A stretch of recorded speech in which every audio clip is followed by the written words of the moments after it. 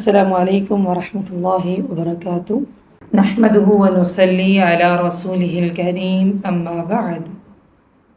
اعوذ باللہ السمیع العلیم من الشیطان الرجیم من حمزه ونفخه ونفثه رب اشرح لی صدری ویسر لی امری واحلل عقدۃ من لسانی یفقهوا قولی واجعل لي وزيرا من أهلي رب زدني علما اللهم فقهنا في الدين اللهم وفقنا لما تحب وترضى اللهم صل على محمد وعلى آل محمد كما صليت على إبراهيم وعلى آل إبراهيم إنك حميد مجيد اللهم بارك على محمد وعلى آل محمد كما باركت على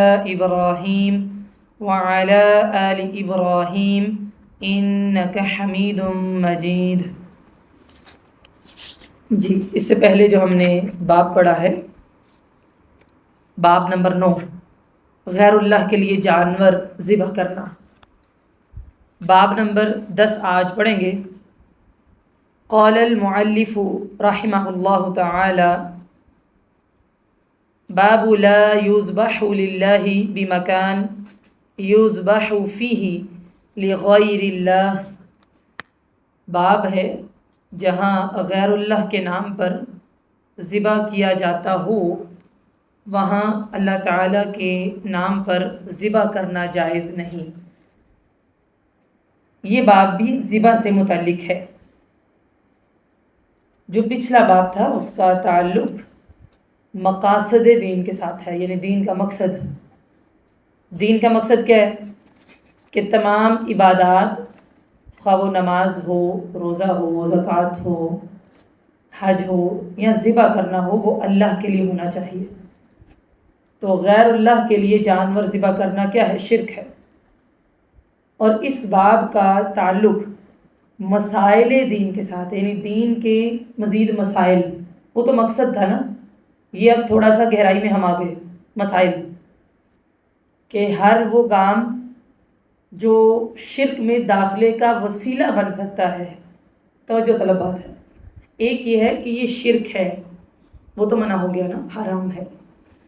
دوسرا، ہر وہ کام جو شرک میں داخل ہونے کا وسیلہ بن سکتا ہے وہ بھی اسلام میں جائز نہیں۔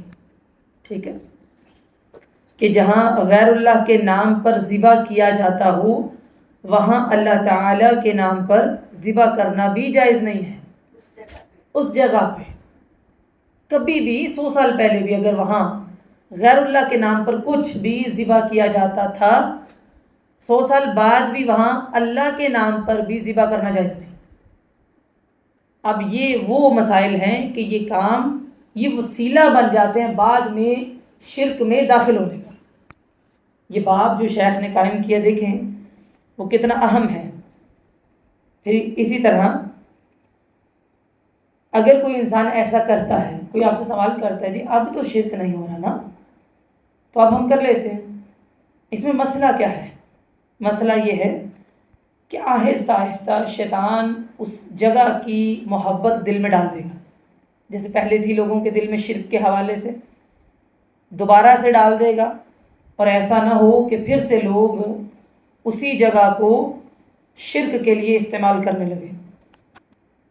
پھر ایک اور چیز بھی ہے اس کے نقصانات میں سے، مثلا آپ تو اللہ کے نام پر ذبح کر رہے ہیں، آپ کہتے ہیں جی میری نیت تو خالص ہے نا، میں تو اللہ کے لیے کر رہی ہوں، لیکن جب آپ کریں گے تو لوگ سمجھیں گے کہ یہاں کرنا درست ہے۔ ٹھیک ہے، یہاں کرنا درست ہے، آپ نیت میں اللہ کا نام رکھ رہے ہیں لیکن جگہ کا تعین وہی جگہ کی ہے۔ ٹھیک ہے، لوگ آئیں گے، وہی جگہ ہوگی اور غیر اللہ کے نام پر بھی ذبح کر دیں گے، اور ان کے پاس دلیل یہ ہوگی کہ وہ فلاں ایک آدمی آیا تھا، اس نے بھی تو یہیں پر ذبح کیا تھا، اس لیے اس سے منع کیا گیا ہے۔ پھر یہ کفار کی تشبہ بھی ہے، یعنی شباہت، مشابہت اختیار کرنا۔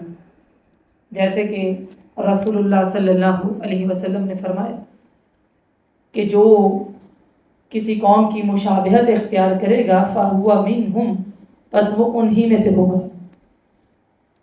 تو اس باب میں بڑی ہی عمدہ ترتیب ہے کہ جہاں کبھی بھی غیر اللہ کے نام پر ذبح کیا جاتا رہا ہو وہاں اللہ تعالیٰ کے نام پر بھی ذبح کرنا جائز نہیں۔ اس کے ضمن میں شیخ سب سے پہلے آیت لے کر آئے ہیں، یعنی دلیل کیا ہے اس بات کی، تاکہ آپ کو یہ محسوس نہ ہو کہ ہم تو بہت سختی کر رہے ہیں۔ نہیں، دلیل کیا ہے؟ سورہ التوبہ میں اللہ تعالیٰ کا ارشاد ہے لا تقم فیہ ابدا، اے نبی صلی اللہ علیہ وسلم آپ کبھی اس میں، کس میں؟ مسجد ضرار اس سے مراد ہے، اس میں عبادت کے لیے کھڑے نہ ہوں۔ لمسجد اسس علی التقوی من اول یوم احق ان تقوم فیہ، البتہ وہ مسجد جس کی بنیاد روز اول ہی سے تقوی پر رکھی گئی ہے وہ زیادہ مناسب ہے، موضوع ہے کہ آپ اس میں عبادت کے لیے کھڑے ہوں۔ فیہ رجال یحبون ان یتطہروا، اس میں ایسے لوگ ہیں جو پاک صاف رہنے کو پسند کرتے ہیں۔ واللہ یحب المطہرین، اور اللہ تعالیٰ کو بھی صفائی اور پاکیزگی اختیار کرنے والے لوگ ہی پسند ہیں۔ یہاں پر جو آیت ہے اس کا ایک پس منظر ہے، منافقین نے مسلمانوں کے مقابلے میں ایک مسجد بنائی تھی۔ دیکھیں مسجد ہی تھی، وہ ابھی وہ دربار نہیں تھا، کوئی جبہ کبہ نہیں تھا، مسجد تھی، مسجد ضرار جس کو کہا گیا، وہ مسلمانوں کے مقابلے میں بنائی گئی، یعنی مسجد نبوی اور مسجد قباء کے مقابلے میں بنائی گئی، کہ بظاہر تو مسجد ہے لیکن در حقیقت اس میں دین کا کام نہیں ہونا تھا۔ منافقین نے سوچا کہ ہم یہاں پر پناہ لے لیا کریں گے، آہستہ آہستہ یہیں سے دین کا نقصان کریں گے، اور جب آپ آ جائیں گے، آپ علیہ السلام آ کر نماز پڑھائیں گے تو سارے مسلمانوں کا رجحان اس مسجد کی طرف ہو جائے گا۔ آپ کو بلایا تو اللہ تعالیٰ نے وہی نازل کی۔ دیکھیے حالانکہ وہ مسجد تھی، حالانکہ لوگ کہتے ہیں نا دیکھیں جی یہ مسجد اللہ کا گھر ہے، مسجد ضرار تھی نا، اس لیے بعد میں اس کو ڈھا دیا گیا، اس کی بنیاد تقویٰ نہیں تھی۔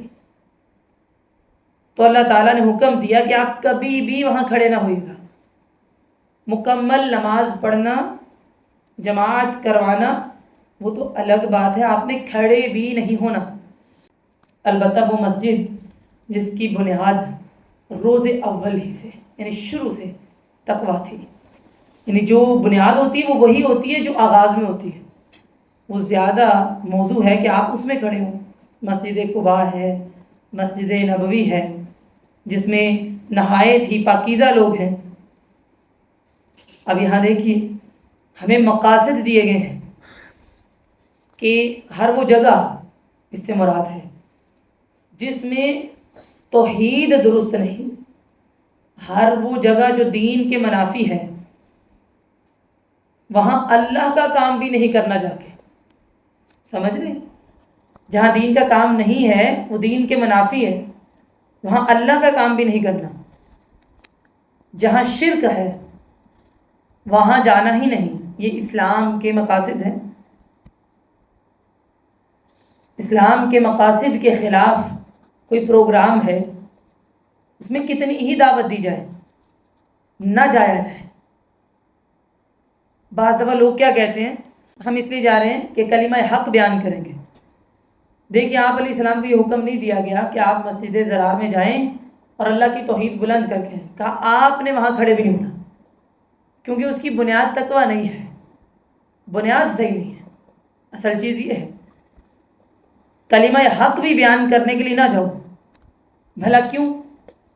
کیونکہ اگر آپ علیہ السلام وہاں نماز پڑھتے اور پڑھاتے، بے شک آپ جانتے ہوتے کہ یہ مسجد ضرار ہے، لوگ کیا سمجھتے کہ نبی کریم صلی اللہ علیہ وسلم نے وہاں نماز پڑھی۔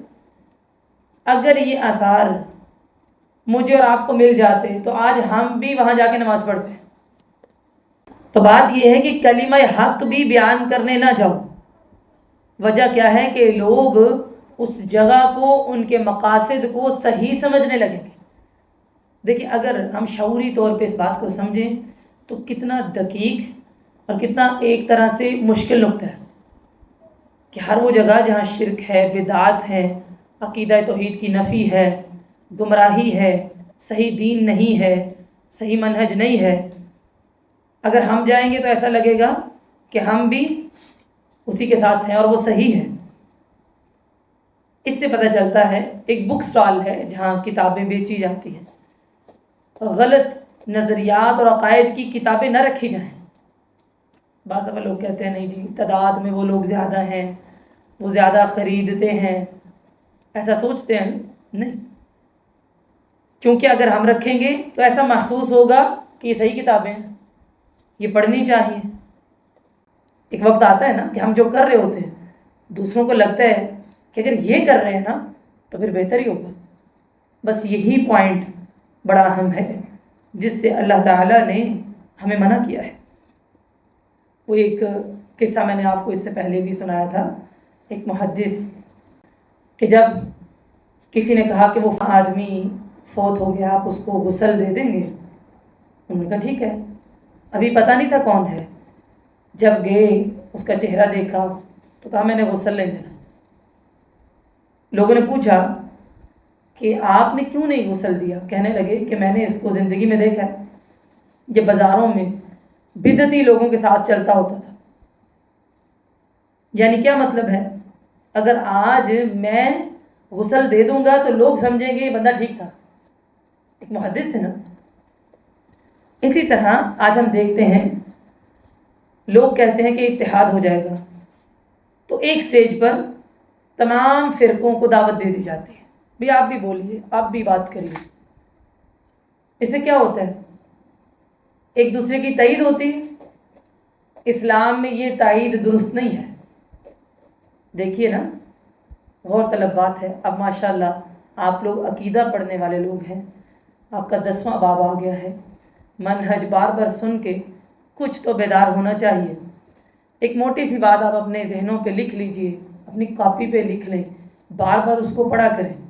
وہ بظاہر مشکل لگتی ہے لیکن ہماری زندگی کی ہدایت کا کلیہ وہ ہے۔ آگے چل کے انشاءاللہ جب ہم منہج محدثین پڑھیں گے نا، ایک بڑی اہم بات یہ ہے کہ محدثین، یہ جو حدیث بیان کرنے والے ان کو کہتے ہیں نا ہم، انہوں نے فرقوں کے خود نام رکھے۔ یہ مرجیہ ہے، میں نے بتایا نا کہ یہ جو عقیدہ توحید کی کتاب ہے نا، یہ عبادت کے حوالے سے ہے۔ عقیدہ اسماء و صفات پر بھی کتابیں ہیں اور وہ بڑی ضروری ہیں، بڑی موٹی موٹی کتابیں ہوتی ہیں۔ ہمارے ہاں تو اس کا کوئی تعارف ہی نہیں ہے، کون سا عقیدہ، کیا عقیدہ، سمجھ رہے ہیں؟ تو محدثین نے اتنا کام کیا، اتنے گمراہ فرقے بنے کہ وہ اپنا نام نہیں رکھتے تھے، وہ نہیں رکھتے تھے، لیکن ان کا تعین کرنے کے لیے کہ یہ مشبہہ ہیں، یہ معطلہ ہیں، یہ معتزلہ ہیں، یہ مرجیہ ہیں، یہ جہمیہ فرقہ ہے، محدثین نے نام ذکر کیے، ساتھ میں ان کے سارے خصائل ذکر کیے کہ اس بارے میں ان کا یہ عقیدہ جو غلط ہے۔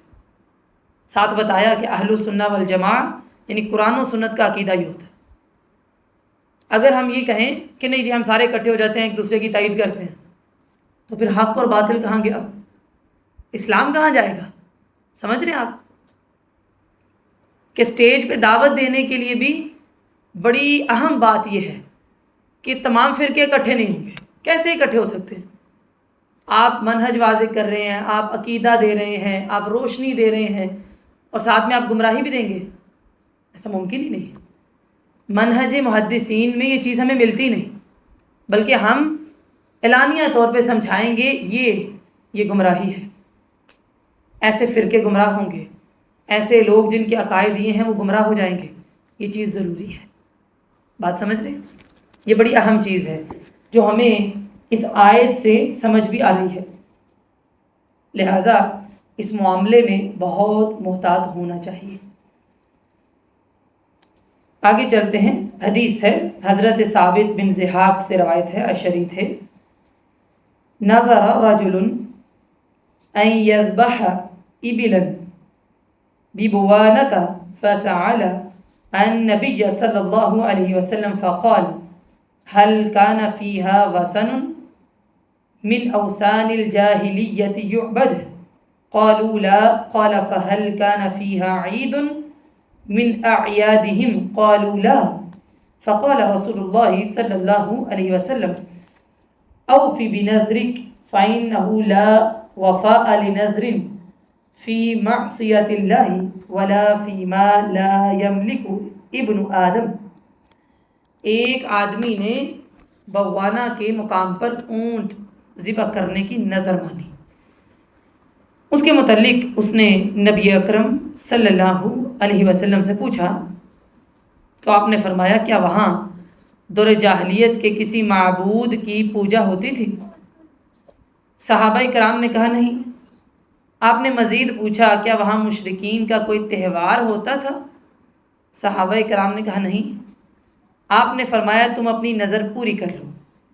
یاد رکھو جو نظر اللہ تعالیٰ کی نافرمانی کے متعلق ہو یا انسان کے تصرف اور اختیار میں نہ ہو اسے پورا کرنا ہرگز جائز نہیں.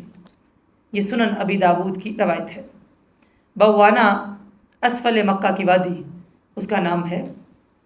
ایک آدمی کردم بن سفیان بعض روایات میں اس کا نام آتا ہے. اس نے یہ کفر کی حالت میں یعنی جاہلیت میں نظر مانی ہوئی تھی کہ میں اونٹ ذبح کروں گا. بعض روایات سے پتہ چلتا ہے کہ اس کی اولاد نہیں تھی. اس نے اس لیے نظر مانی تھی کہ اس مقام پر جا کے میں اونٹ ذبح کروں گا. اب اس نے اسلام قبول کر لیا تو نبی اکرم صلی اللہ علیہ وسلم سے سوال کیا. بڑی ہی غور طلب بات ہے کہ آپ علیہ السلام نے نظر کی طرف توجہ نہیں دی کہ وہ نظر کیا ہے، بلکہ توجہ اس بات پر دی کہ بوانا کے مقام پر کیوں، ادھر ہی کیوں.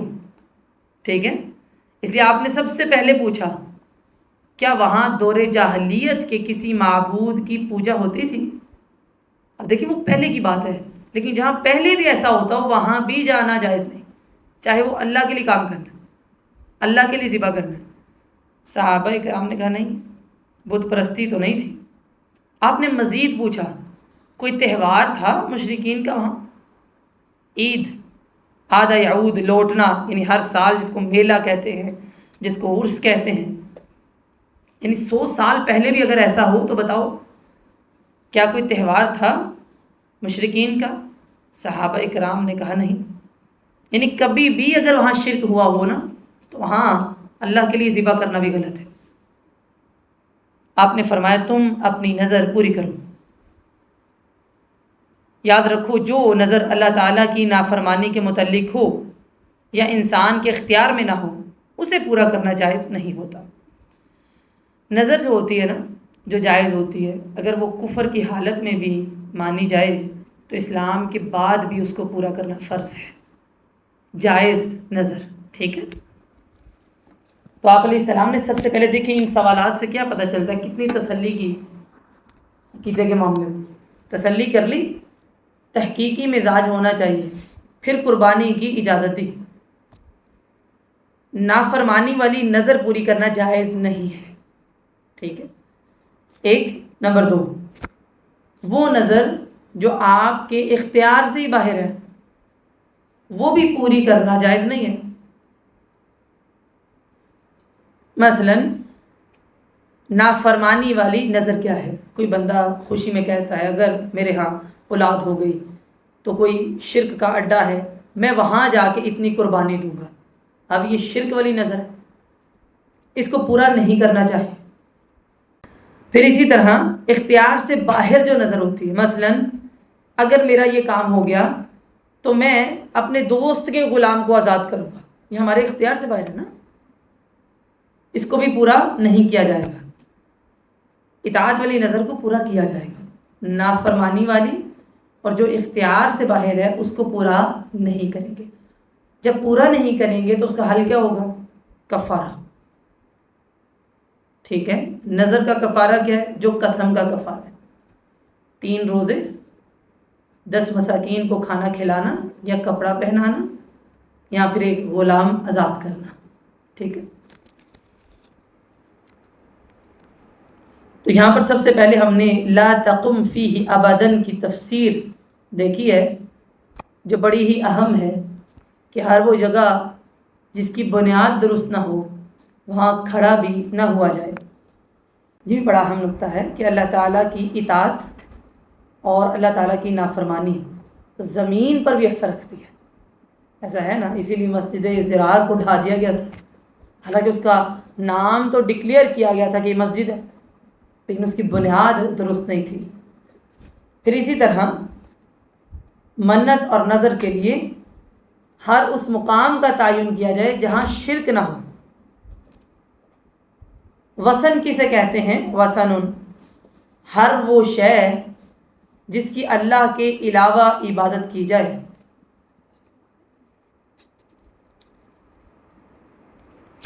ہر وہ شے جس کی اللہ کے علاوہ عبادت کی جائے، خواہ درخت ہو، پتھر ہو یا کوئی قبر ہو، اس کو وثن کہتے ہیں۔ وہاں نظر پوری کرنا یا کوئی دوسری عبادت کرنا منع ہے۔ جہاں کوئی میلہ، کوئی تہوار ہو، وہاں بھی نظر پوری نہیں کی جا سکتی، خواہ اب وہ سلسلہ بند بھی ہو گیا ہو تب بھی۔ کتنی اہم چیز ہے، ٹھیک ہے، تاکہ لوگ ایسا نہ محسوس کریں کہ ہم بھی ان کے ساتھ ہیں یا پھر یہ معاملہ صحیح ہے۔ چلیے اگلا باب دیکھتے ہیں، یہ چھوٹا ہی ہے، باب نمبر 11۔ قال المؤلف رحمہ اللہ تعالی باب من الشرک النذر لغیر اللہ، باب ہے غیر اللہ کی نظر و نیاز شرک ہے۔ اصل میں جو نظر ہے نا، نظر ماننا، ٹھیک ہے، وہ عین عبادت ہے، اور عبادت صرف اللہ تعالیٰ کا حق ہے۔ اللہ کے علاوہ کسی اور کے لیے نظر ماننا، کسی وثن کے لیے، درگاہ کے لیے، قبر کے لیے، کسی اور کے لیے، یہ جائز نہیں ہے۔ سورہ الدہر، سورہ انسان میں اللہ تعالیٰ فرماتے ہیں یوفون بالنذر ویخافون یوما کان شرہ مستطیرا، یہ لوگ نظر پوری کرتے ہیں اور اس دن سے کہ جس کی سختی پھیل رہی ہوگی خوف رکھتے ہیں۔ یعنی نظر بھی عین عبادت ہے، نظر ماننا، کچھ خرچ کرنا۔ نظر کا معنی کیا ہے؟ لغوی معنی واجب کر لینا، ٹھیک ہے، اور اصطلاحی معنی اپنے اوپر خود کوئی عمل واجب کر لینا۔ یعنی اللہ تعالیٰ نے واجب نہیں کیا، اپنے اوپر خود کوئی عمل واجب کر لینا۔ ایک اور چیز ہے کہ نظر سے تقدیر بدلتی ہے، ایسا بالکل نہیں، اس سے تقدیر نہیں بدلتی، ٹھیک ہے، بلکہ حدیث میں آتا ہے کہ نظر سے تقدیر نہیں بدلتی، بلکہ اللہ تعالیٰ اس کے ذریعے سے بخیل سے وہ نکلوا لیتا ہے جو وہ ویسے نہیں نکالتا، ٹھیک ہے۔ یعنی اس کو مشکل محسوس ہوئی تو اس نے کہا کہ میں اگر یہ کام ہو جائے، یا اگر اس نے شامل کر لیا تو میں اتنا مال دوں گی یا اتنا مال دوں گا، تو اللہ تعالیٰ اس سے ویسے وہ چیز نکلوا لیتا ہے، یا اتنے نوافل ادا کروں گا، ٹھیک ہے، بلکہ اگر کی شرط ہی نہیں ہونی چاہیے، ویسے ہی نوافل پڑھ کے، روزہ رکھ کے، صدقہ کر کے دعا کرنی چاہیے۔ تو تقدیر کسی چیز سے نہیں بدلتی۔ یہ جو ایک شعر ہے نا کہ نگاہ مومن سے تقدیریں بدلتی ہیں، بھائی کچھ بھی نہیں بدلتا، کہ ان کی نگاہ پڑ گئی اور مقدر بدل گیا، یہ جھوٹ ہے، یہ غلط ہے۔ اب آپ کے ذہن میں وہ ایک چیز آ رہی ہوگی کہ دعا سے تقدیر بدل جاتی ہے، تو اب ایسا نہیں ہے کہ تقدیر جو تھی دعا کی وجہ سے اللہ تعالیٰ نے اس کو بالکل چینج کر دیا۔ ایسے تو پھر وہ جو لکھا گیا ہے وہ کیا لکھا گیا ہے؟ جو اللہ تعالیٰ نے قلم سے کہا کہ تو لکھ، بلکہ اس کا معنی یہ ہے کہ دعا سے تقدیر کی جہت یعنی اس کی سمت بدل جاتی ہے۔ مثلا نقصان ہو رہا تھا، ٹھیک ہے، ایک انسان نے دعا کی، وہ نقصان اس کی سمت بدلی، وہ فائدے میں بدل گیا.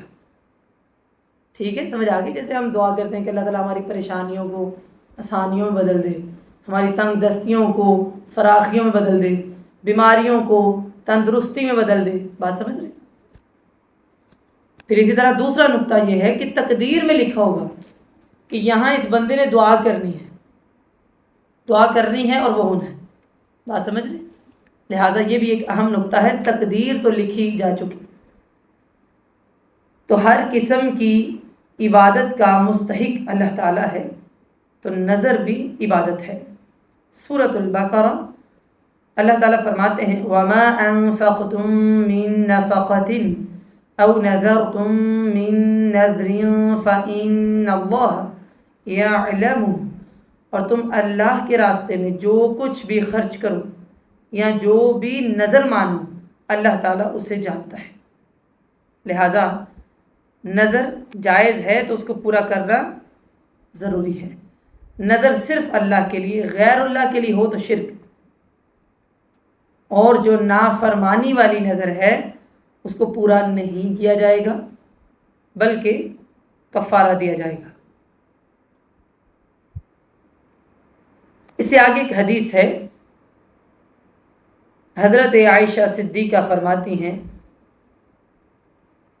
جو نبی مکرم صلی اللہ علیہ وسلم کی زوجہ طاہرہ صدیقہ ایک تابعی تھے. جب بھی وہ حضرت عائشہ سے کوئی روایت لاتے تو عائشہ رضی اللہ تعالیٰ عنہ نہیں کہتے صادقہ بنت صدیق، حبیبہ.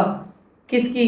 اللہ کے حبیب کی حبیبہ، المبرہ، جس کی برات اللہ تعالیٰ نے قرآن مجید میں نازل کی کہ جبرائیل امین نے نبی کریم علیہ السلام کو اماں جی عائشہ کا چہرہ دکھایا اور بتایا کہ یہ دنیا اور آخرت میں آپ کی بیوی ہے. ٹھیک.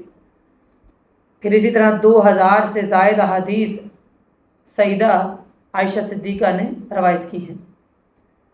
ان کا علم بڑا قوی تھا، عقیدہ، منہج، اخلاق، گھر کی جتنی باتیں تھیں، رہن سہن، عادات نبی مکرم علیہ السلام کی، وہ سب زیادہ تر حضرت عائشہ نے بیان کی.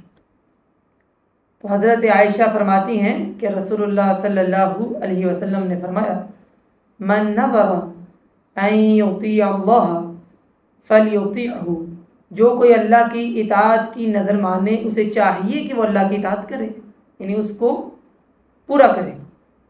ومن نظر ان یعصی اللہ فلا یعصیہ، اور جو شخص اللہ کی نافرمانی کی نظر مانے تو وہ اللہ کی نافرمانی نہیں کرے.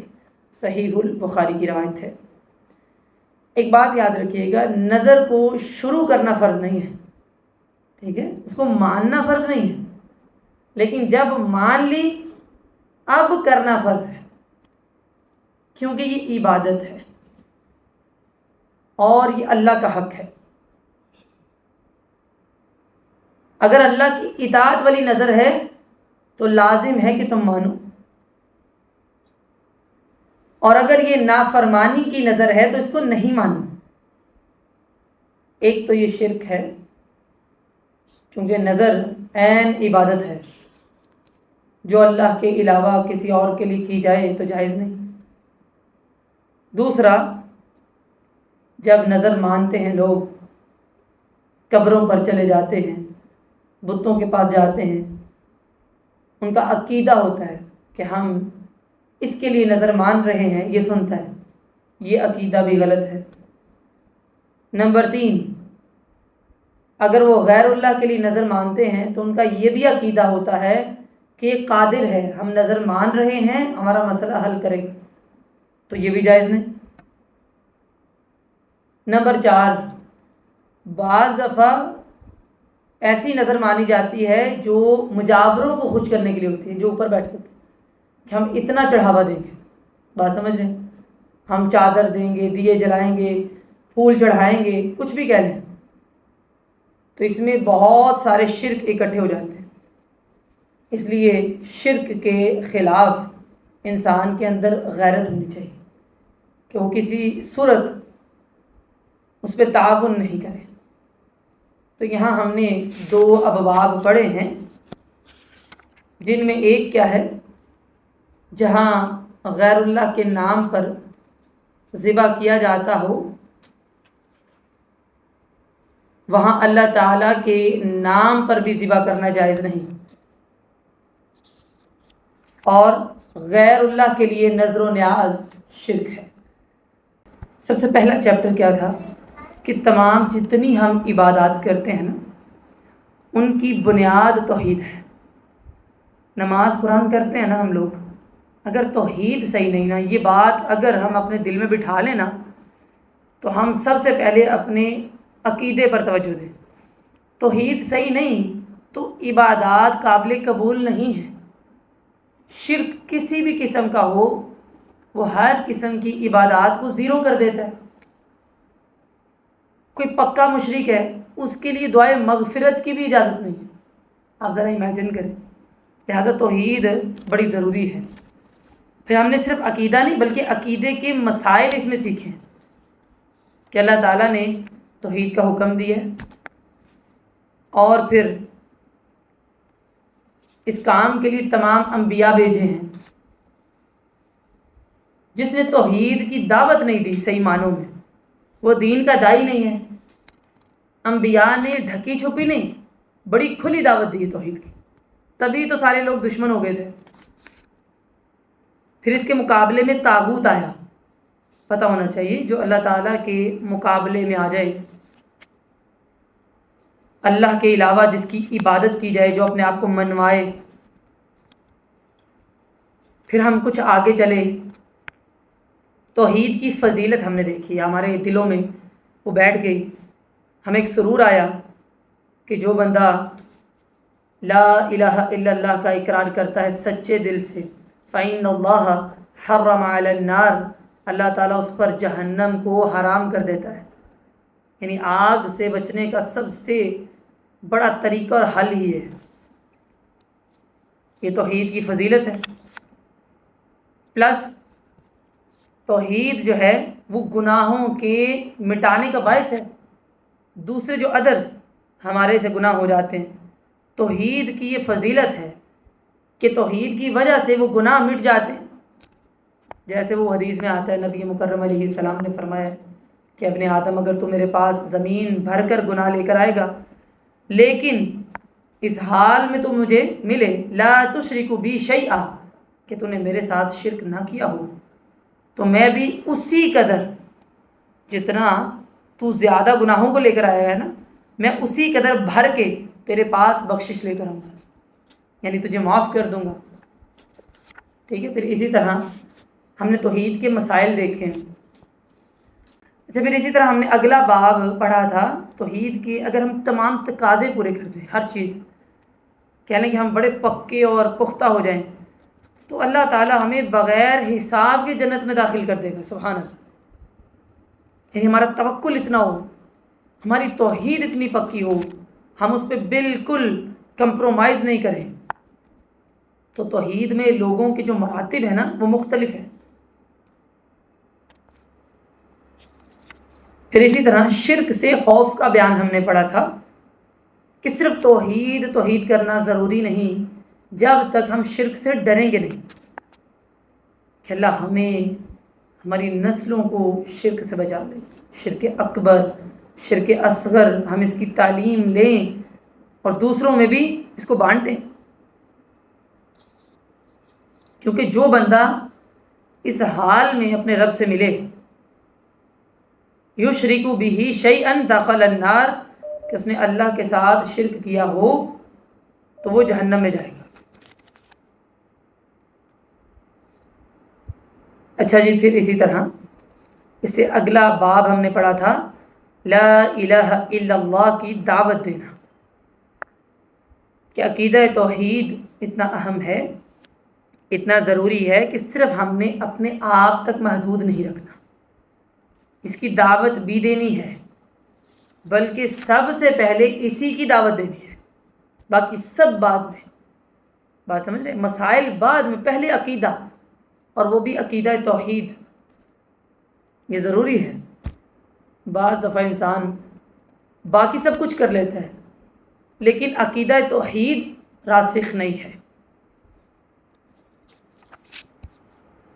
پھر اسی طرح ہم نے اگلا باب پڑھا تھا توحید کی تفسیر، یعنی توحید کی تفسیر ہونی چاہیے، صرف یہ کہنا لا الہ الا اللہ یہ کافی نہیں ہے۔ فَاعْلَمْ أَنَّهُ لَا إِلَهَ إِلَّا اللَّهُ، علم حاصل کرو کہ لا الہ الا اللہ کیا ہے، جو قرآن نے دیا ہے، جو حدیث نے دیا ہے، جو صحابہ کرام نے سکھایا ہمیں، جو تابعین نے، محدثین نے سکھایا، پلس لا الہ الا اللہ کی جو شہادت ہے کہ ایک بندہ ادھر سے کلمہ کہتا ہے پچھلے سارے گناہ اس کے معاف ہو جاتے ہیں۔ اس کا مفہوم ہے کیا؟ کہ خالق اللہ تعالیٰ ہے، مالک اللہ تعالیٰ ہے، رازق اللہ تعالیٰ ہے، کوئی اور خالق، مالک، رازق، مدبر نہیں ہے۔ توکل، امید، محبت، خوف سب اللہ کے لیے، یہ تمام چیزیں اس میں آ جاتی ہیں، اور شرک سے برات کا اعلان۔ پھر ہم مسائل کی طرف بھی آئے، رفع بلا، دفع مصائب کے لیے، یعنی مصیبتیں دور ہو جائیں، بلائیں ٹل جائیں، چھلے پہننا، یعنی دیکھیں انسان حقیر چیزوں پہ توکل کر بیٹھتا ہے، دھاگے باندھنا یہ شرک ہے۔ جس نے کوئی تمیمہ لٹکایا تو اللہ تعالیٰ اس کو اسی کے سپرد کر دیتا ہے۔ پھر ہم نے دم اور تعویذات کا بیان پڑھا، کون سا دم جائز ہے، مسنون، اور تعویذ جائز نہیں ہے، قرآنی اور غیر قرآنی ہر قسم کے۔ تمائم کو حضرت عبداللہ ابن مسعود ان کے شاگرد ناپسندیدہ سمجھتے تھے۔ پھر ہم نے ایک باب پڑھا تھا، کسی درخت یا پتھر کو بابرکت سمجھنا، اس سے برکت لینا، اس کو چھونا، سینے سے لگانا، یہ سمجھنا کہ اس سے شفا ملے گی، یہ بالکل درست نہیں ہے۔ یہاں ہم نے سیکھا تھا کہ ہم برکت کیسے حاصل کر سکتے ہیں، کون سے اعمال ہیں، ٹھیک ہے، کون سی چیزیں ہیں، پھر اسی طرح برکت کیسے ختم ہو جاتی ہے۔ پھر غیر اللہ کے لیے جانور ذبح کرنا، گائے، اونٹ، بکرے، مرغی، یہ جائز نہیں ہے، شرک ہے۔ ہر قسم کی قربانی صرف اللہ تعالیٰ کے لیے، جس میں ہم نے بڑی اہم بات بھی پڑھی کہ جو بندہ غیر اللہ کے لیے جانور ذبح کرے اس پر اللہ کی لعنت ہے۔ اسی طرح جو کسی بدعتی کو پناہ دے، وہ پناہ کیا ہے؟ دل میں پناہ دینا، جگہ دینا، گھر میں پناہ دینا، اس پر بھی اللہ کی لعنت ہے۔ پھر وہ ایک شخص جو ایک مکھی کی وجہ سے جنت میں گیا، اور ایک شخص ایک مکھی کی وجہ سے چڑھاوا دینے پر جہنم میں چلا گیا۔ پتہ چلا کہ شرک بعض دفعہ چھوٹی سی چیز کا ہوتا ہے۔ پھر ایک دقیق نقطہ آیا کہ جہاں غیر اللہ کے نام پر ذبح کیا جاتا ہو، پہلے کیا جاتا رہا ہو، وہاں اللہ کے نام پر ذبح کرنا بھی جائز نہیں۔ جہاں کے مقاصد اسلام کے نہ ہوں، وہاں کلمہ حق بیان کرنے کے لیے بھی مت جاؤ۔ کہ محدثین کتنی فکر کیا کرتے تھے کہ اگر ان کی اولاد کسی گمراہ شخص کے پاس بیٹھتی جس کا عقیدہ درست نہ ہوتا، واضح نہ ہوتا، تو وہ کیا کہا کرتے تھے؟ میں نے پہلے کلاسز میں بتایا تھا کہ اس سے بہتر تھا تم کسی مخنث کے پاس بیٹھ جاتے۔ حالانکہ مخنث کیا ہوتے ہیں؟ ناچتے ہیں، ان کی صحبت کتنی خراب ہوتی، کہ یہ بہتر تھا غسل نہ دیتے اس بندے کو جس کا ساتھ بدعتیوں کے ساتھ تھا، یا پھر جو مجہول تھا عقیدے میں۔ پھر اسی طرح وہ مقام بوانا جیسے ایک شخص نے ذکر کیا تو آپ علیہ السلام نے کتنی تسلی کی، سوالات کی، یہ تحقیق کی۔ اس لیے عقیدے کے معاملے میں سوالات کرنا، بات کرنا یہ بالکل درست ہے، چونکہ نظر ماننا عین عبادت ہے۔ یہ غیر اللہ کے لیے نظر مانی جائے تو یہ عین شرک ہوگا، اور تقدیر کو کوئی چیز بدلتی نہیں ہے۔ صرف نظر کا کیا ہوتا ہے کہ اللہ تعالیٰ وہ کام نکلوا لیتا ہے جو ویسے انسان نہیں کرتا، اور اگر اطاعت والی نظر ہے تو ہر صورت اس کو پورا کیا جائے گا، نافرمانی والی ہے یا پھر اختیار میں نہیں ہے تو پورا نہیں کریں گے، بلکہ اس کا کفارہ ادا کریں گے۔ تو یہاں تک میں نے مین پوائنٹس آپ کے ذکر کر دیے ہیں. سبحانک اللہم و بحمدک نشہد ان لا الہ الا انت نستغفرک و نتوب الیک.